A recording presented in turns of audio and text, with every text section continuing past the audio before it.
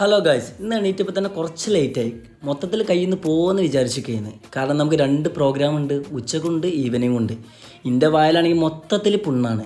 ഇന്ന് എങ്ങനെ പാടുന്ന ഒരു ഐഡിയയും കിട്ടുന്നില്ല. അങ്ങനെ നമ്മൾ നേരെ വണ്ടി വിട്ട് ഓഡിറ്റോറിയത്തേക്ക്. നമുക്ക് അത്യാവശ്യം ലോങ് ഉണ്ടായിരുന്നു. അവിടെ എത്തിയപ്പോഴേക്കും അവിടുത്തെ ചങ്ങായിമാർ പരിപാടി സ്റ്റാർട്ട് ചെയ്ത്.